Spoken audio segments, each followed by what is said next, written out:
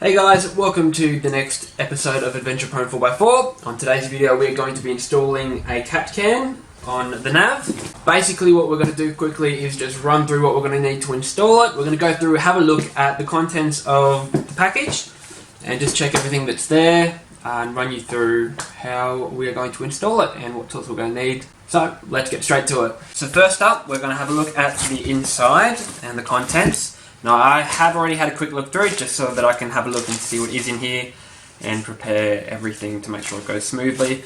Those there are your instructions, so get rid of those. I'm actually kidding, don't throw those away.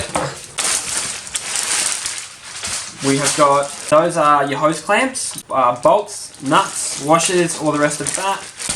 We've got the actual can itself. Nice solid can, so that there clearly, that's how it empties and opens up. Just screws on like that. You've got two inlets, one there and one up the top there. You've also got the little dipstick there, which is, it's got a little O-ring seal. You've got some brackets down the bottom too. So these are going to mount onto, I do believe, my primer, or a guard for the primer inside my engine bay. We've also got the new hoses as well. So they're just going to replace the old ones. Basically for the install it only looks like we need really basic hand tools. I've got a couple of 10mm spanners. I've got one of those to help with the inlets and outlets for the actual catch can. I have got a set of Allen keys for the top bolts. And I've also got just a pair of multi-grip pliers just to help with the hose clamps as well. Also it's a good idea to have a towel or rag just somewhere on standby because we are taking some hoses off and I think it'd be a little bit silly not to expect maybe a little bit of drippage, if that's a word. It is now. Now don't forget, this is a workshop. Safety first. You need to have the right footwear. Safety gloves. And eye protection. So, looking at the instructions that we definitely didn't throw away, the first instruction is to remove the factory airbox. So, that's what we're going to do, obviously. There's a couple of bolts down there. 1, 2, and there is one or two more just over there. We're going to take those out, undo these clips here, and we're going to take the airbox out first.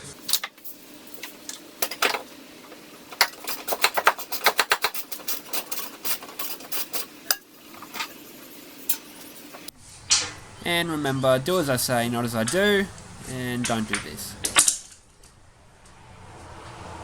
And a moment to self-reflect. Not dead.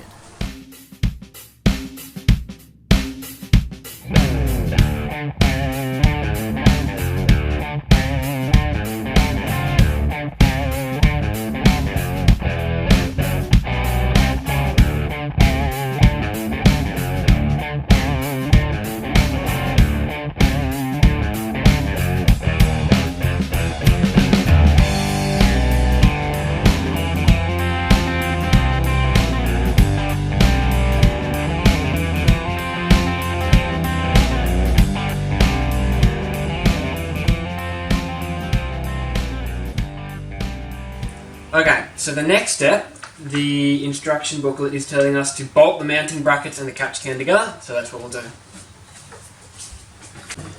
Okay, so basically in the packet you've got your hose clamps. Those ones there look like they're going to connect the catch can and the mounting bracket together, and that's going to connect the two mounting brackets together and the mounting bracket to the car. Those there are your inlets and outlet. Then you've just got your bolts, your washers, spring washers, and your nuts. So basically, to get this to fit up, we need HPD facing to the left for mine. One other note is that I do think that they've actually got the pictures on the instructions. I think that's actually a 3-litre Navara D22, but that's not going to matter too much. They're quite similar. It just looks like the intercooler configuration on it is a little bit different because it doesn't look like there is an intercooler on the picture. So basically we're just going to go through and pop all of these in. Now these are the ones that use an Allen key, so we will use our Allen key just to secure those in. Just finger tight until we get to a certain point. Very good. So one thing to mention as well is that it looks like, oh no, never mind, silly me, access is still right there. I'm going to take a stab and say that one there. How good's that? 1, 2, 3, 4. Perfect. Okay, so that's looking better. So this one here, the bracket, goes reverse side. And that's where these first ones are going to come in.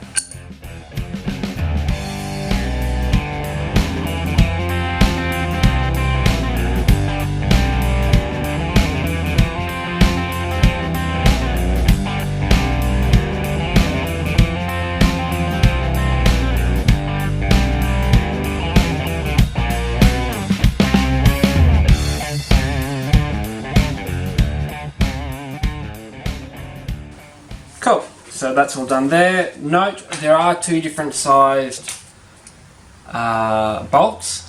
So I have used the shorter ones as they are much nicer flush fitting. So that's that mount done. We're going to go into the engine bay. The next step is to drill some holes and mount the catch can as seen in the picture. So we'll go in. There are some holes pre-drilled in there already that have come from factory. We're just going to widen those up a little bit in order to fit that in there. I'm going to be using a size 6 drill bit, and that should fit that nice and snugly. Just quickly as well, before we do go putting it in, I am just going to quickly tighten up these inlets and outlets, and they literally just screw in there nice and tight. Actually goes in really well. I may not even need that. I will just tighten it up a fraction, nice and solid, and finger tight.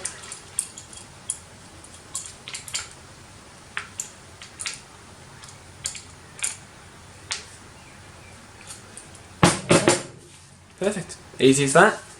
Now we'll put it in. These are the holes that I'm talking about. So, I don't know if you can see that there.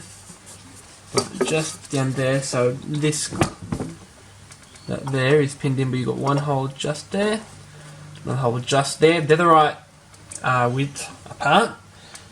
And that should mean that that will sit flush on this part here as well, the lip. So I'm just going to take this out. I'll probably just zip tie that down there just to keep it stable instead of having it flopping around, and that should suit our bracket really well and put it in position to where we want it.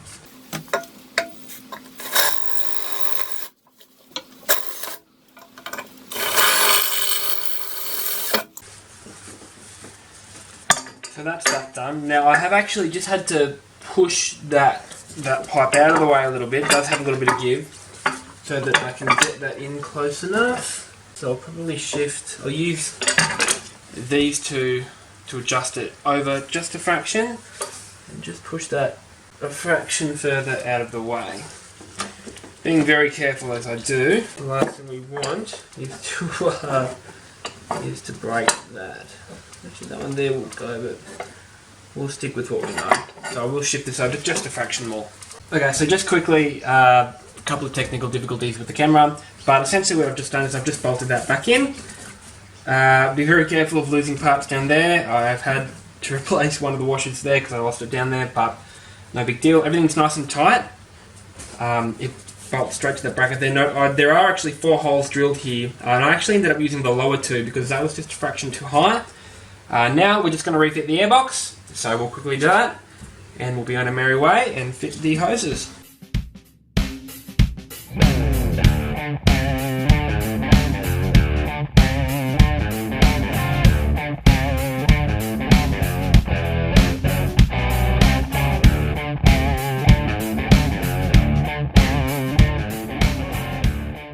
Now, we are on a bit of a race against the clock here. The camera's battery is going flat. I've had a couple of troubles with it today already. So we're going to try and zip through this last bit as quick as we can.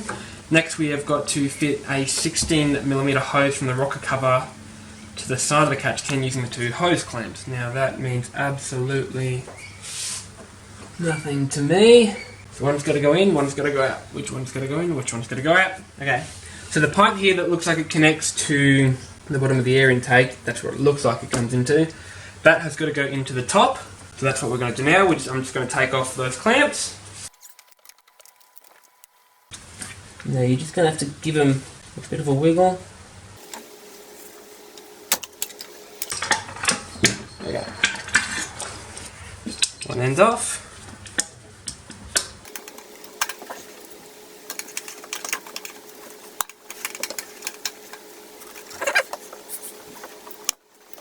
Perfect, so that one there has come straight off. We're going to pop the new ones on. So make sure you use the shorter one for this. And this is going to be quite possibly a nightmare. Right, so basically, thanks to some more camera dramas, the battery went flat about a minute after I said we were on a time schedule, but all you guys missed was me putting the hoses in. Now, this hose here comes along, so you are able to cut these, so I've just cut that so that there's no flat parts of the hose. I just cut that down. This one here, I chopped that one a little bit so that just runs up and in the catch can. So to add to, or to check the dipstick, all I've got to do is just turn that a little bit since it's decided to be on the angle, and the dipstick is just there. So that's nice and easy. Just push that back. That head does swivel as well, which is good. Otherwise everything's nice and tidy and nice and clean. You can see that. The bracket's nice and solid. It's not going anywhere. And airbox is all in, everything's done. So that's it. That's the HPD catch can for the 2.5 litre D22 YD25 engine. That's possibly one of the easiest things I've put on this car. That took absolutely no time at all. Like I said, very basic hand tools and the drill. But that's actually everything done. Just to give you guys another look at the setup. That's how all that goes in there. Trouble's up there. Easy as that. Perfect. So while I've got you guys here before the end of the video, I wanted to explain why we've put the catch can on. So we've actually got a leak in the intercooler. As you can see right there, it's not looking very good. We've got a massive leak. It's all up through here. It's out the other side. It's not very good. So now I have a brand new intercooler, but what's the point of putting a brand new intercooler on if you're just going to get sludge and crap thrown straight through it? So the idea of the catch can is to catch that before it comes back through into the intercooler. So the next video is going to be a new intercooler. We've got one from Forefront Industries, which is going to be a little bit bigger, help with the cooling a little bit, thicker core, but essentially that's why we've done the catch can. So like I said, just to make sure that when we do put the new intercooler on, it's not going to be a waste. We're not going to be throwing sludge through our intercooler. So cool, that's the end of the video. That's everything done. If you liked this video, subscribe. Catch us on Facebook, Instagram. You can follow my personal Snapchat account. Otherwise, that's everything done. We'll see you in the next video for the new intercooler.